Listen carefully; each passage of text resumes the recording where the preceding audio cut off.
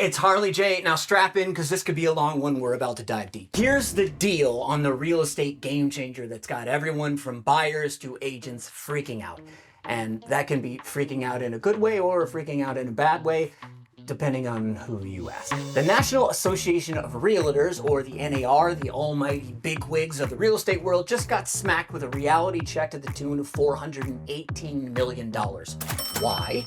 A class action lawsuit decided that their archaic old school ways of doing commission splits were as outdated as avocado colored kitchen appliances.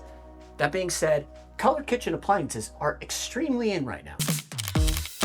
Here's the details. Remember how buyer's agents usually get their commission check through a slice of like the listing pie? When a seller sells their house, typically what's been happening for the last 10,000 years, a percentage of the money from the sale price, between 2 and 3%, would go to the buyer's agent. What would the buyer's agent do to receive this big old chunk of cash?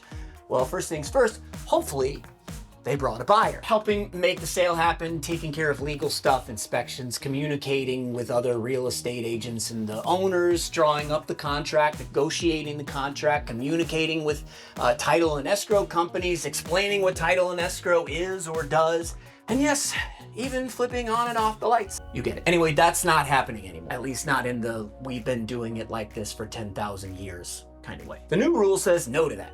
Now if a buyer's agent wants to get paid, it's time for a heart-to-heart with the buyer themselves. Side note, these heart-to-hearts should have been happening since 10,000 years ago, but I think people aren't interviewing agents because, like, Uncle Frank has been an agent since 1981, and his last sale was in 1983 to Grandma. And Grandma was completely happy. But now, come July, buying a house with a real estate agent might come with a new line item, which means paying your agent directly, whether it's a cool like 1% or a ridiculous get over yourself 7%. It's all about what the two parties agree on, which has always been the case. Commission fees have always been negotiable. That's why they've always had like such a crazy disparity. Sometimes it's 3%, sometimes it's 6%. By the way, whenever you see that percentage, it's always split. Like on a 6% commission, each agent would most likely get 3%. Practically everything in a real estate contract is negotiable. From timelines to money to stuff in the house to move-in dates and everything in between, it's all been negotiable this entire time, since day one. The other option is you can get creative with the seller. You can ask the seller to help foot the bill, just like almost every seller has done before them. And sure, that's absolutely an option, and it's a good option at that. After all this legal stuff has happened, it's a bit like playing the lottery, but hey, fortune favors the bold. I would bet that in most cases, this is the type of negotiation that will be most common. Your other option is buy now and possibly pay later.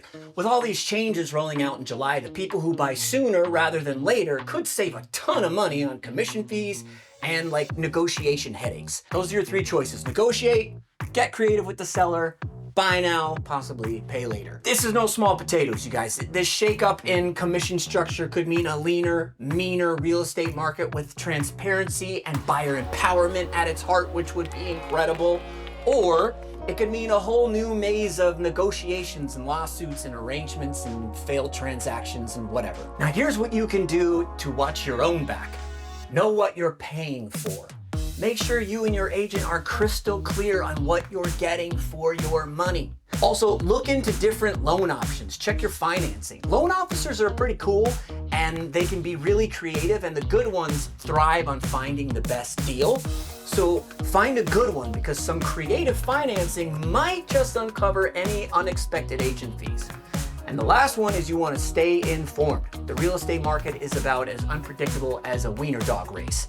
Entertaining, but full of surprises. The whole message here is be smart. I know you probably have friends and family who are real estate agents, but are they good, or are they just friends and family? Are they people you should actually trust with your biggest investment ever? Or are they a recommendation from Aunt Claudia's third husband? Are they qualified to have a sizable say in your future? Or are they just looking for the next commission check to have a sizable say in their own future?